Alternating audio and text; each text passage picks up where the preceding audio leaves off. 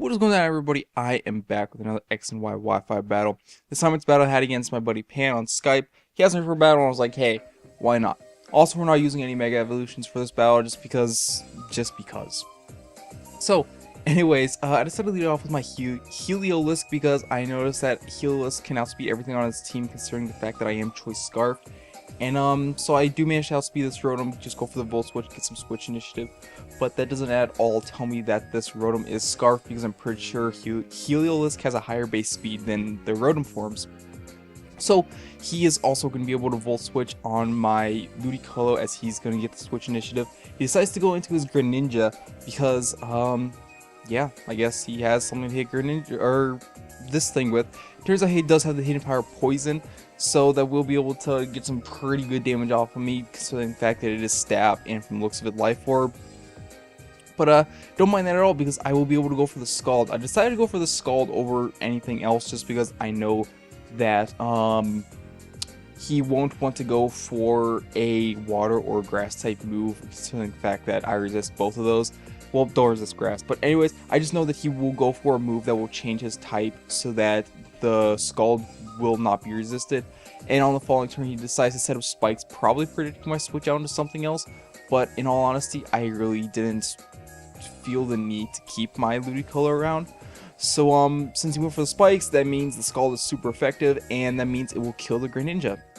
So in comes the Gengar, and I decided to just leave Ludicolo in to die because I really didn't have much use for it, all that much, if that makes any sense.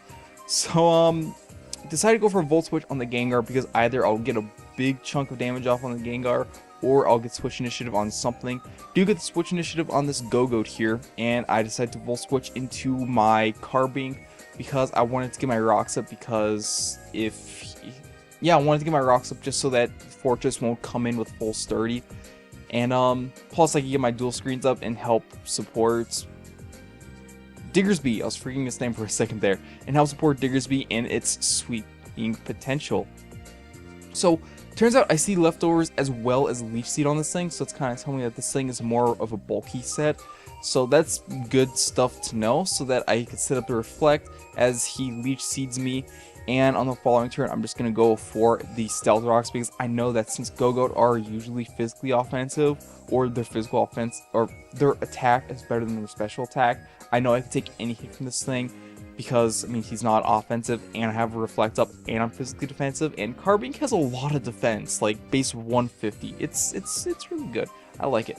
So, set up the rocks as he goes into Fortress, so that means the Fortress's sturdy is still going to be intact. So I decided to go into my Diggersby here because I have the Reflect up. I might as well take this opportunity to set up an Agility, even though it's still pretty early to do that.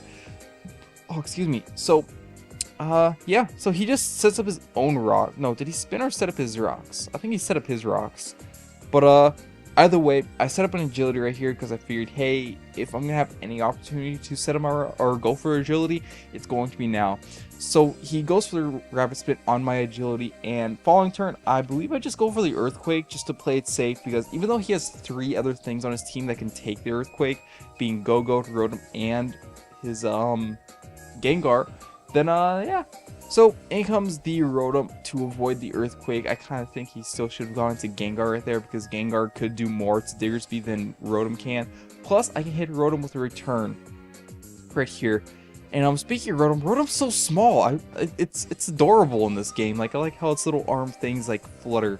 Plus, it's so small. Like, I never expected it to be that small. But in comes Go-Goat. I'm just gonna go for a Return, and I actually managed to one-shot this thing because of a crit. I really want to say that crit mattered just because of the fact that Go-Goat, since I did see that it is bulky, I'll assume that its physical defense is a lot better than its special defense. Plus, the thing actually has a pretty good HP stat. So, yeah. And he goes for Sludge Bomb on my Diggersby. I guess he was predicting me to switch out. Not too sure into what. But, I missed this first Stone Edge, and turns out he doesn't have Focus Blast. So, go for another Stone Edge, and he actually ends up living, which is kind of weird because I'm Adamant Max Attack with huge power, and Gengar isn't exactly the most bulkiest of all things. So the fact that he lived, that's kind of weird. But anyways, he goes for Destiny Bond. I'm just gonna go for an agility because I don't want him to Destiny Bond again, or I don't want to kill him and then have it kill me in return. So ends up going for Dazzling Gleam right there. So I'm really convinced that he does not have any move, or does not have Focus Blast. In fact, I think he has Shadow Ball, Sludge Bomb, Dazzling Gleam, and Destiny Bond. So at this point, he's pretty much just playing switching games. So I don't know, not too sure why. I guess he was trying to stall out my Stone Edges since I only have like 2 left at this point.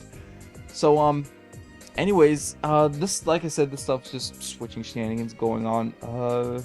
Stuff to talk about this part. I don't know. But yeah, no Mega Evolutions for this game, just because I know I for one am pretty tired of seeing them. Especially since most of them are either Mega Gengar or Mega Blaziken, and Mega Gengar is OP as fuck. So missed my Stone Edge on this thing, which would have killed it, so he will be able to kill me off with a Dazzling Gleam. And that pretty much ends my Diggersby's sweep, even though he still had Fortress, so Diggersby really couldn't do much to that. But from the looks of it, Fortress really couldn't do much to Diggersby in return.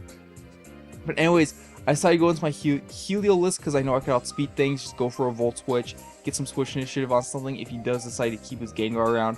And he does, so I get the Switch Initiative on this Fortress as well as a pretty big hit on this thing. So, I'm gonna go into my Salamence now because I do have Fire Blast on this thing, and this is really my best thing I have to take on the Fortress now. I actually have Hydro Pump on Greninja, so it's K. So, yeah, go for Fire Blast, and I actually managed to hit it here, which is pretty nice because now I'm sitting at a really nice +1 attack, as I believe he only has 2 Pokemon left, being his Gengar and his Tyrantrum. So, +1 attack, which is always a good thing, especially with Moxie Salamence. Gengar comes in, and since Gengar is faster than me, since I did not set up a Dragon Dance, he will be able to outspeed me. And he goes for Sludge Bomb over Dazzling Gleam. That play right there, in the long run, it really didn't matter. Only difference it would have made is it would have made the score 1 less lower because since the last Pokemon is Tyrantrum, if he did go for the Dazzling Gleam right there, then he would have killed my Salamence, but I still did have Heliolisk as well as Greninja, both of which can take out his last 2 Pokemon being Gengar and Tyrantrum. And I could have just went into my Heliolisk, Volt Switched on the Gengar. If it killed him, then I could just go into my Greninja on the Tyrantrum.